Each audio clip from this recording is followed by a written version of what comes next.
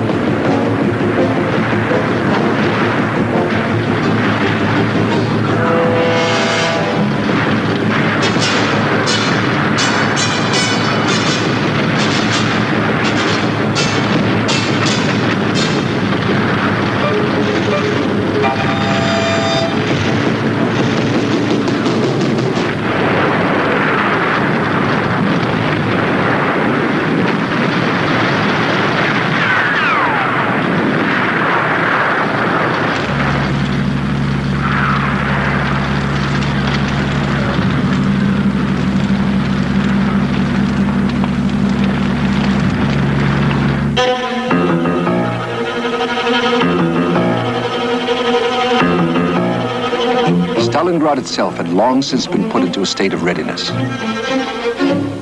Workers from the great Stalingrad factories joined their militia groups and took up arms.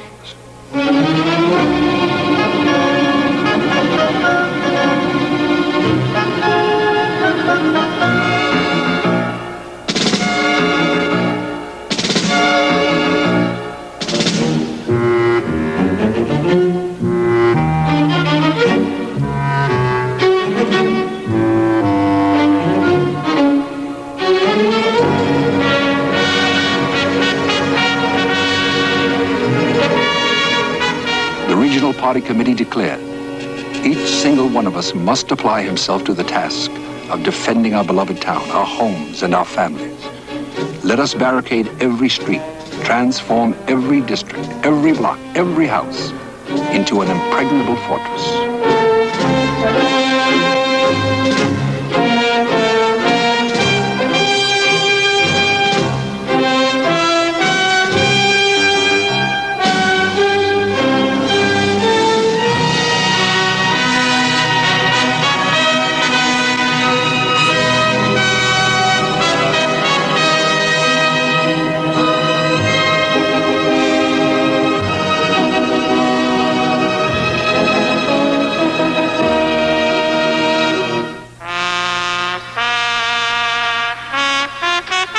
Stalingrad's tractor factory had been converted to wartime use.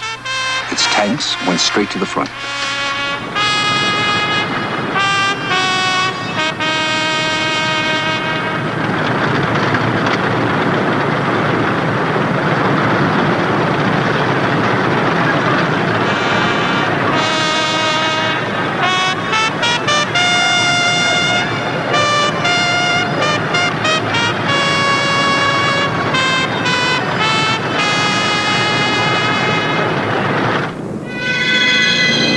The Germans poured more and more men into the battle, on the ground and from the sky.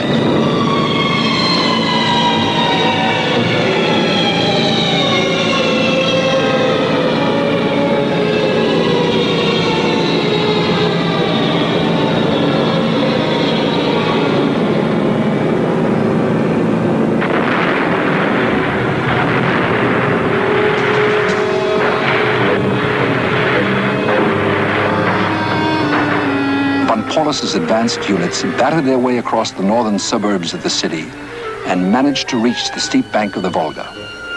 Von Paulus assumed that he now had Stalingrad in his grasp. Von Paulus's artillery could range from end to end of the city, and his toehold on the river seemed to indicate that he could command the Soviet supply route.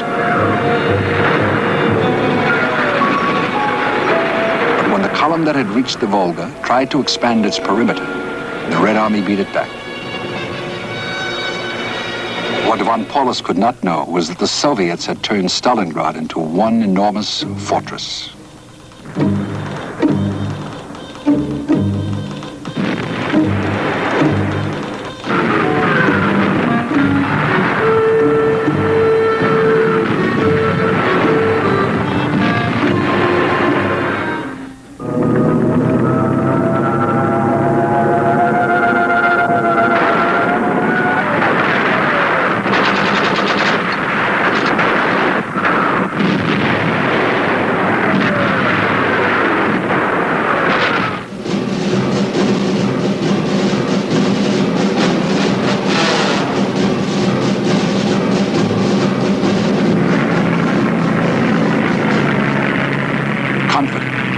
Von Paulus called in the Luftwaffe to deliver the coup de grace. It was the heaviest strike the Nazi Air Force had made since the first day of the war in Operation Barbarossa. Every bomber that could fly was in the air above the city. They flew a total of over 2,000 sorties. It was a pure terror raid, of the kind the Nazis had patented at Rotterdam, Warsaw, and Belgrade. Its intention was to massacre civilians and demonstrate the folly of further resistance.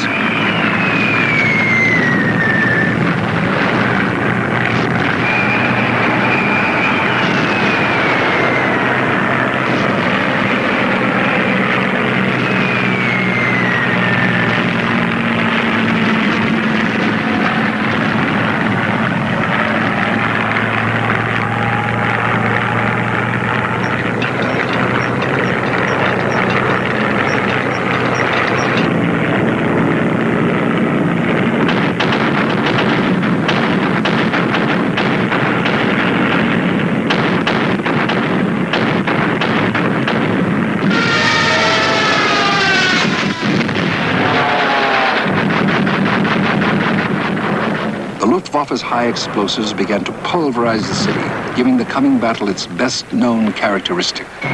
Stalingrad would be a battle fought in a world of rubble.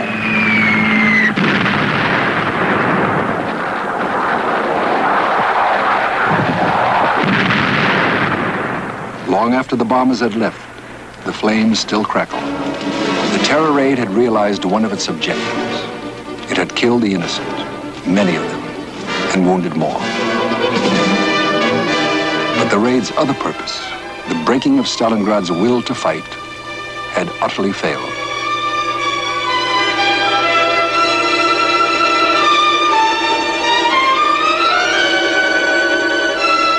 Sadly, the citizens salvaged what was left to them and left their homes.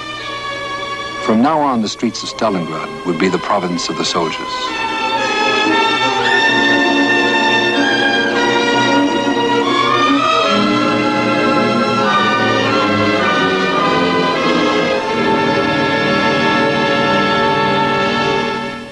Luftwaffe's attacks continued, but with less weight against growing opposition.